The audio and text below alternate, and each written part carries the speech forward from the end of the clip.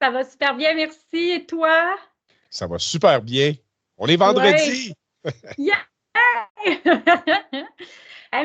Merci d'être là. Merci de participer à l'entrevue. J'ai envie de parler de toi parce que ta mission, elle me tient à cœur. La mission de la santé mentale, c'est quelque chose, c'est un sujet que, oui, comme professeur en technique travail social, on parle énormément, mais aussi comme maman d'un enfant qui a des besoins particuliers en santé mentale. J'en ai côtoyé plein de gens. Tu as une mission qui me tient à cœur. Alors, merci d'ouvrir et de pouvoir en parler aujourd'hui avec moi. Ça me fait grandement plaisir. Moi, j'en parle day in, day out, comme on dit, là.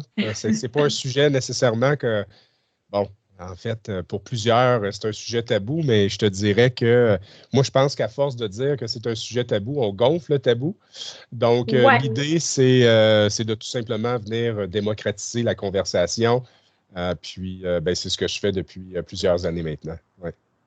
Oui, bien, c'est ça que je veux savoir dans le fond, parce que nous, on s'est déjà rencontrés. Dans le fond, la première fois, oui, la première fois que je t'ai contactée, c'était, ça faisait plusieurs fois que je te voyais, puis je savais que tu étais nouveau dans le domaine, puis ça, puis je t'avais dit, comment qu'on fait pour percer comme conférencier? Puis là, tu avais eu la gentillesse hein, de prendre le téléphone, puis de prendre un temps avec moi pour m'expliquer ton parcours, tout ça. Fait que ça a été super gentil de ta part.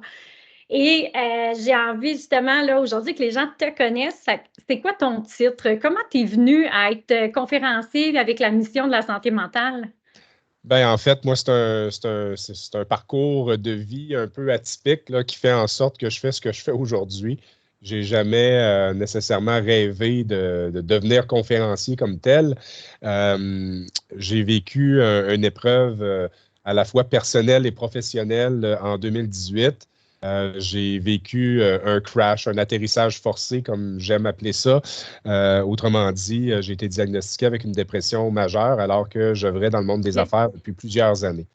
Et évidemment, c'est à partir de là que je me suis un peu remis en question, que j'ai voulu comprendre qu'est-ce qui s'était passé, parce qu'après m'être documenté, j'ai réalisé que je n'étais pas le seul à qui ça arrivait. Non. Et par la suite, ben, quand je suis revenu sur le marché du travail, je voyais les choses un peu différemment, avec un autre œil. Et j'ai en quelque sorte été inspiré de cette idée-là qui est m'aider aujourd'hui, quelque part au début de l'année 2019, où j'ai commencé à faire des jeux de mots avec l'aviation pour parler de santé mentale, mais aussi pour parler de santé mieux-être. Puis j'ai commencé à Mhm. donner des conférences un peu à gauche, à droite, alors que j'étais toujours à l'emploi là, chez Desjardins. Puis, évidemment, tu sais, à force de sortir de ma zone de confort, évidemment, tu sais, j'avais un peu le sentiment d'imposteur, pour être honnête avec toi, parce que, tu sais, les gens, comment ça, un planificateur financier parle Oui. d'aviation, de santé mentale, c'était un peu hors norme. Un extrême, là. Un extrême à l'autre, Ouais, là. mais en même temps, quand je voyais de la façon que ça résonnait chez les gens, autant dans le cœur que dans l'esprit des gens, j'ai plein de monde qui venait me voir après pour me dire Hey, moi aussi, j'ai déjà vécu un atterrissage forcé ou je connais quelqu'un à qui c'est arrivé. J'aime vraiment qu'est-ce que tu fais en images. Ça crée un ancrage.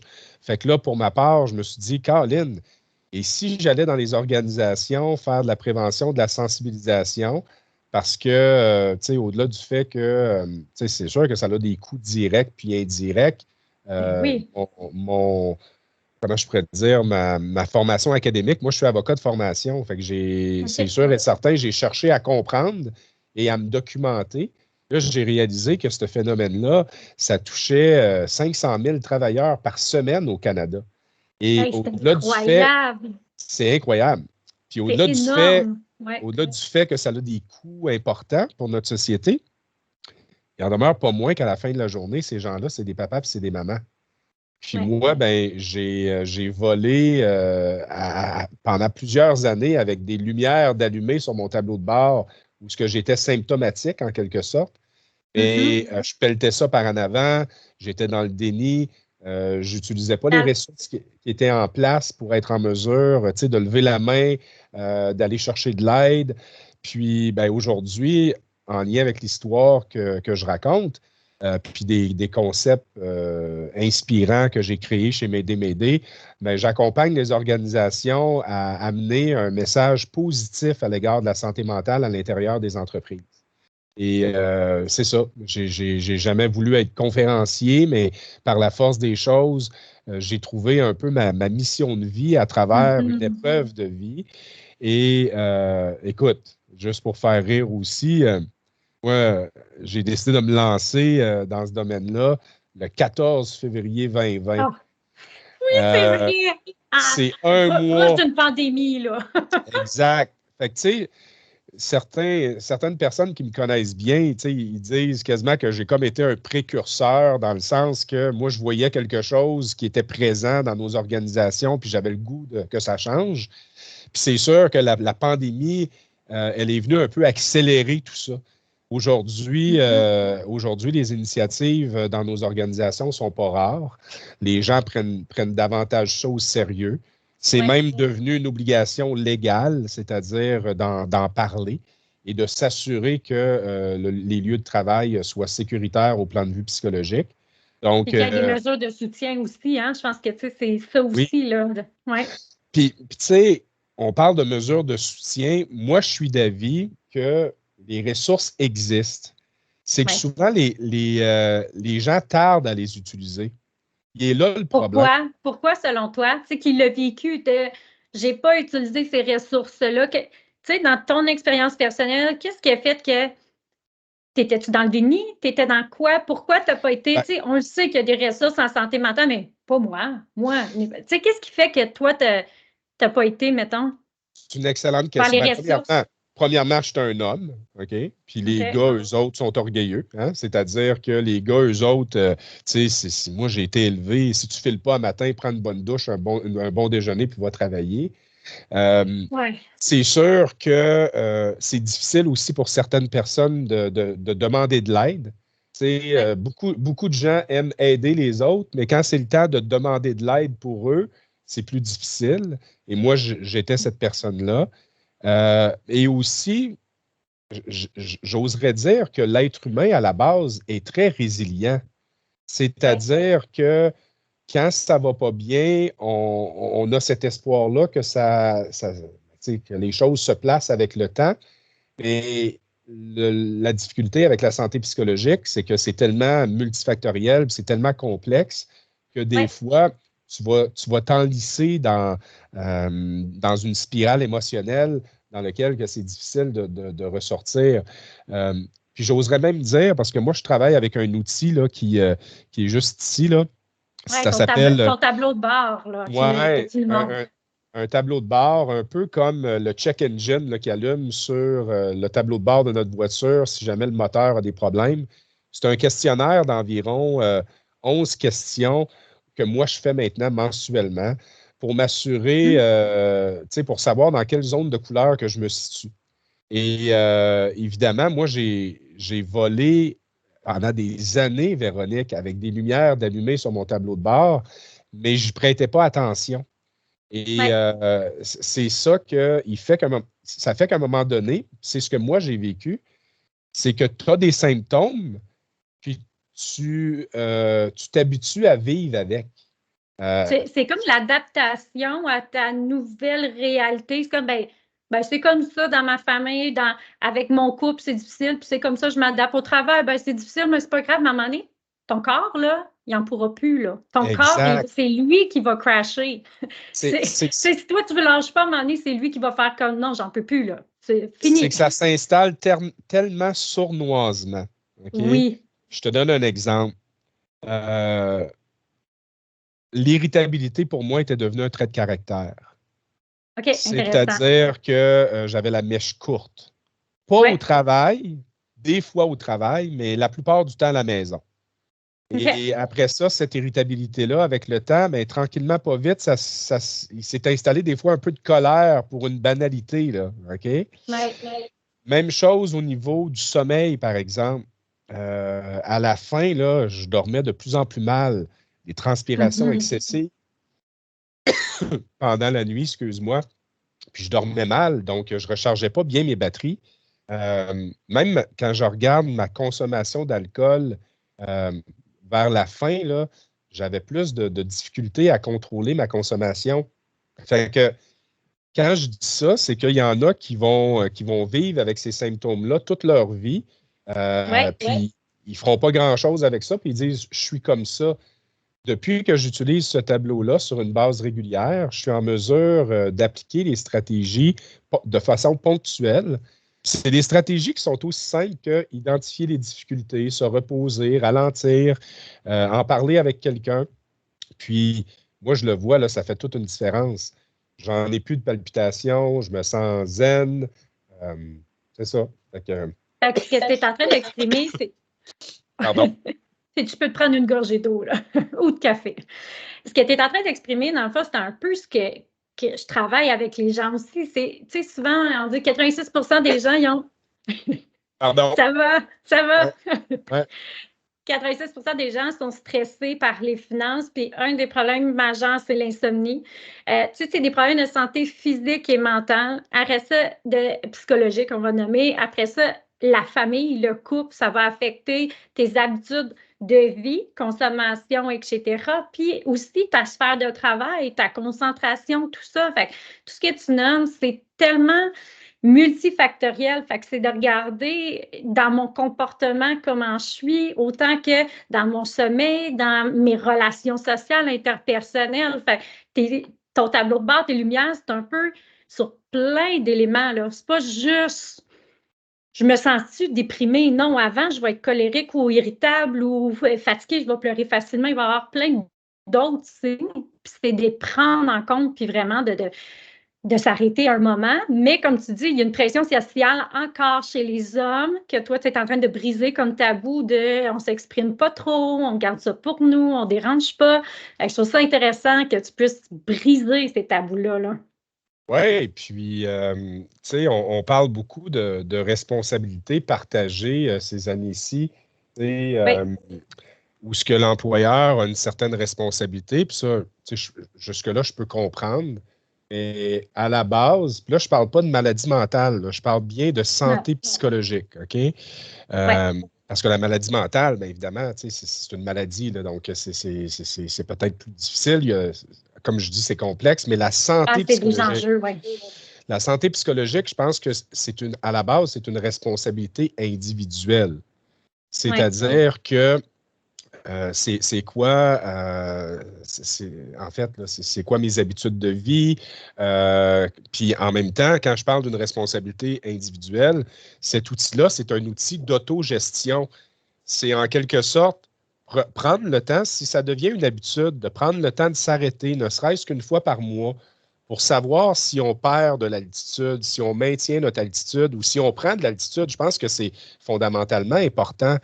Mais c'est, tu sais, toi qui parles d'éducation financière, ben moi, à l'inverse, c'est un peu de l'éducation au niveau de notre santé psychologique. Moi, je savais pas que cet outil-là existait. Et maintenant, ben, c'est pas un outil que moi j'ai inventé. Ça existe depuis des lunes dans le domaine de la santé psychologique. C'est juste qu'avec Mayday, je réussis un peu à le vulgariser parce que je l'utilise dans mon atelier qui s'appelle Check tes lumières. Tu sais, moi, je fais des farces avec ça. C'est que Jean-Marc Parent a popularisé l'expression flash tes lumières au Québec. Oui, on Moi, le je sait tous, cherche, là. c'est ça, je cherche je suis en train de me regarder là, dans le petit écran ici. C'est Là. la petite Je suis coupe. correct, là? Je suis correct dans mes cheveux. Là, t'es tout beau, là, c'est correct. J'aime ça faire des farces. Puis c'est aussi comme ça que je l'apporte dans mes ateliers puis dans mes conférences. Pour Arrêtons de marcher, dédramatiser. arrêtons de marcher sur la pointe des pieds avec ça. C'est-à-dire que notre santé psychologique, je veux dire, on est tous concernés directement et indirectement. Donc, moi, j'incite les gens à checker leur lumière. Puis, c'est tellement fort, Véro, que je suis allé donner des interventions dans le secteur industriel l'automne passé. Je suis allé dans une minière qui est composée majoritairement d'hommes. Puis, je suis allé donner 7 conférences en 2 jours pour rencontrer l'ensemble des employés. Puis, après ma première journée, je suis assis à la cage au sport, puis j'étais en train de prendre une bière juste avant d'aller me coucher, puis il y avait un match de hockey, puis tout ça. Puis à un moment donné, je suis assis au comptoir, puis j'entends « Hey, check tes lumières! » Fait que là, je m'en revire. Là, je m'en revire, puis il y a une table de 5 boys. qui avaient Yes. assisté à ma conférence le matin. Eux autres, ils venaient de finir parce que dans ce secteur-là, ils ont des cycles là, où ils travaillent plusieurs jours d'affilée, puis après ça, ils ont plusieurs journées de congé d'affilée. Oui. Ils venaient de terminer leur chiffre de plusieurs jours. Fait qu'ils étaient à la cage au sport en train d'écouter le match de hockey. Puis ça m'a fasciné parce que je me suis dit, c'est ça. C'est que eux autres, là, ces gars-là, là, j'ai marqué leurs esprits avec cet outil-là. Oui. Donc, ils vont être portés, du moins je le souhaite, quand ils vont se sentir un petit peu moins bien, de checker leur lumière. Puis j'oserais même dire que s'ils travaillent avec leurs coéquipiers, là, je pense qu'à force d'intégrer ce document-là, puis moi je le vis aussi, c'est que tu es en mesure de voir si ton collègue ou ton conjoint ou tes enfants ont des lumières d'allumer. Donc, tu peux aussi amorcer une conversation avant que ce soit trop tard. Puis quand je dis qu'avant que ce soit trop tard, je ne parle pas d'un écrasement mortel, là, je parle plus d'aller chercher de l'aide au bon moment. Puis ça, ben, on n'arrête pas de crier sur les toits que l'aide n'est pas là, puis qu'on n'investit pas assez en santé mentale. OK, jusqu'à un certain point, je suis d'accord, mais si les gens levaient la main plus rapidement, je pense qu'on aurait davantage de bons résultats. C'est-à-dire, il n'y a rien de mal là, d'aller... Dans le fond, on ne serait pas dans une situation de crise. C'est ça, ça. C'est comme de ne pas se rendre à la crise où est-ce que je suis en dépression, je vis l'anxiété puis je ne la gère plus, mon anxiété. Tu sais, il y a des signes précurseurs, il y a des services qui existent, des ateliers, les conférences des entreprises, mais il y a des psychologues, des travailleurs sociaux. Il y en a là avant. C'est ça, c'est souvent les gens, ils attendent trop longtemps, ils attendent vraiment que ce soit, c'est ça, la crise, le bout pour arriver à un changement, là. Puis, tu sais, je veux pas, moi, je ne suis pas un consultant en santé psychologique, je ne suis pas un professionnel de la santé non plus, je suis juste un gars qui a vécu une expérience, qui a appris de celle-ci, puis qui a envie tout simplement de parler des vraies choses avec le monde. Fait que les gens ne veulent pas, c'est sûr et certain qu'ils vont se reconnaître dans mon histoire. Mais en c'est de la même prévention. C'est de la prévention que tu es en train de faire aussi. En faisant ton témoignage, dire, regarde, je ne les ai pas checké mes lumières, j'aurais dû, mais aujourd'hui, je suis capable de vous le dire, puis c'est de la prévention puis de la sensibilisation auprès de ces gens-là par ton vécu, là. Puis moi, j'ai appris avec le temps aussi à mieux piloter ma santé psychologique. Parce que même si je suis un ambassadeur engagé en matière de santé mieux-être, il n'en demeure pas moins qu'au quotidien, j'ai à piloter ma santé psychologique au même titre que n'importe qui. Et je dois dire que c'est impossible de toujours être dans le vert. Aujourd'hui, en 2024, là, j'ai jamais rencontré quelqu'un qui était partout, 11 questions sur 11 dans le vert. Il y a toujours une petite lumière d'allumée en quelque part. Et je dirais que la plupart des gens, tu sais, moi, je fais cet exercice-là régulièrement. Puis, tu sais, je le disais là, ouvertement l'automne passé que j'avais une lumière orange d'allumée. C'est-à-dire que j'étais inactif physiquement. Moi, je joue au golf l'été. Puis l'automne, ben là, les terrains de golf ferment. Puis là, j'étais comme dans une période de transition où j'étais inactif physiquement. Puis là, je me racontais un peu des histoires, tu sais, aller faire marcher le chien, je fais de l'exercice. Non, BS, là, c'est pas ça, là. Alors, quand je sais que ma lumière est allumée, ben, je suis en mesure de m'en occuper. Puis des fois, le fait de m'occuper d'une lumière, ça va aider les autres lumières. Parce que si je recommence à m'entraîner, ben, mon sommeil va être mieux. Peut-être que je vais avoir envie de ne pas prendre un verre de vin le jeudi soir. Je vais peut-être l'avoir. Comme un engrenage. Exact. Donc, je pense que de responsabiliser les gens face à cet outil-là, c'est primordial. Et ben, c'est ça. Moi, c'est maintenant une passion, c'est maintenant une mission de vie.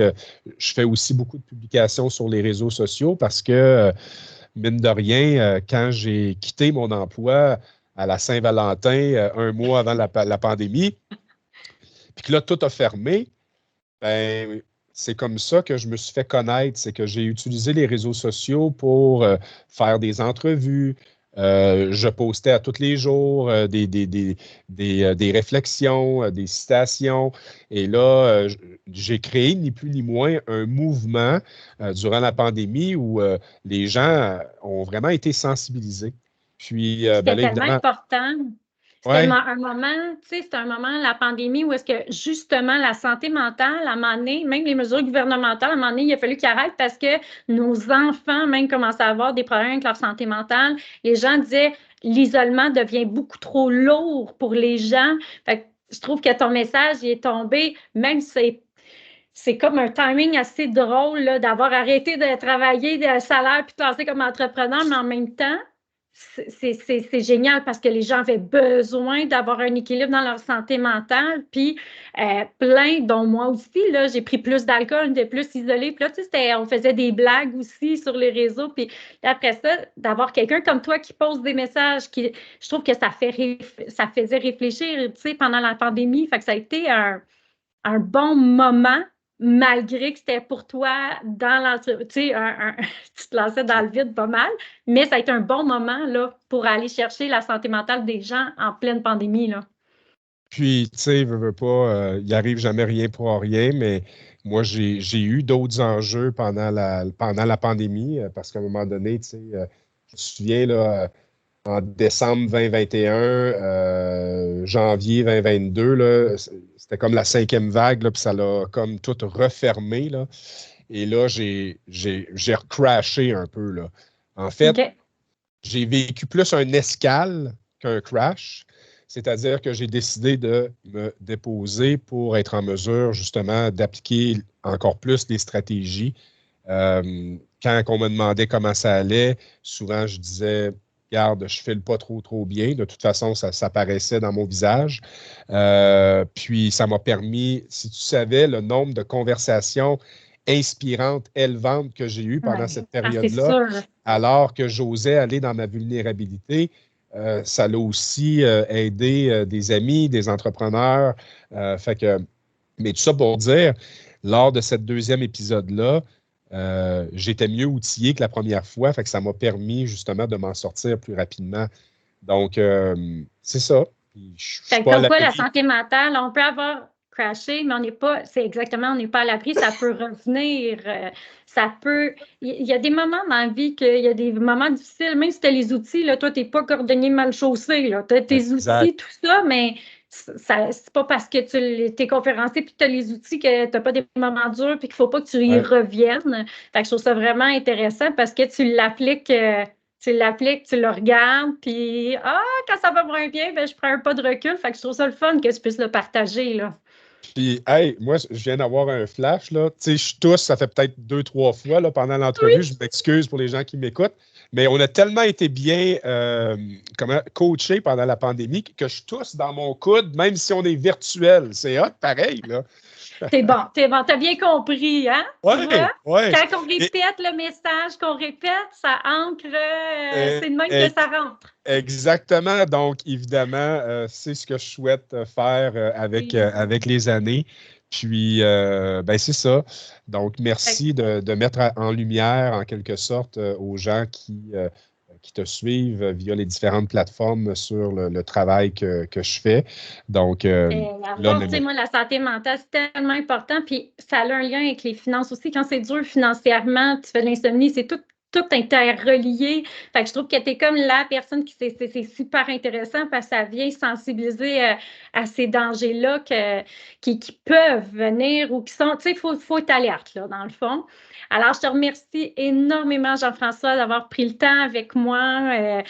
D'en discuter, d'échanger. Alors, si les gens, parce que là, tu as montré ton tableau de bord que j'adore, si les gens veulent te suivre, là, tu as parlé aussi que tu étais sur les réseaux sociaux, qui veulent te contacter, où on peut te rejoindre? c'est super simple. En fait, j'utilise principalement 2 plateformes, LinkedIn, donc Jean-François Lacasse, puis sur Facebook aussi, Jean-François Lacasse, sur la page et non pas, évidemment, parce que pas mon profil personnel, mais plus ma page de conférencier. Oui. Puis www.jflacasse.com. Vous avez la possibilité, en quelque sorte, là, de télécharger gratuitement le fameux tableau de Oui. bord. dont j'ai parlé. Et évidemment, si les gens qui nous écoutent, il y a des gens qui sont soit aux ressources humaines ou des gens qui sont dans des comités santé-mieux-être dans leurs organisations, ben, n'hésitez pas à me contacter parce que je fais plusieurs interventions à la fois en personne ou même en virtuel comme ça pour sensibiliser les gens là, à l'importance de prendre soin de soi pour être en mesure de mieux prendre soin des autres.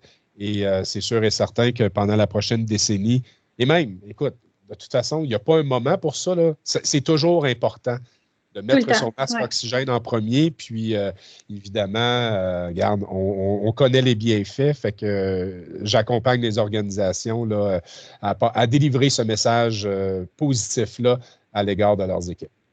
Est tellement important. Fait que merci beaucoup, Jean-François. Merci d'avoir pris le temps avec moi pour qu'on se connaisse, d'avoir pris le temps de jaser, puis pour l'entrevue aujourd'hui. Je te souhaite vraiment une belle journée et on se revoit très, très bientôt. On se jasera là, avec plaisir. Je tiens à te reconnaître, là, toi, Véronique. Je continue à faire ton bon travail aussi parce que l'éducation financière, c'est quelque chose qui est extrêmement important. Et évidemment, tu le fais avec brio. Et ben, c'est ça. Je tenais tout simplement Merci. à le souligner. Donc, merci, ma chère. Merci. C'est gentil. Merci Plaisir. beaucoup. Bye bye.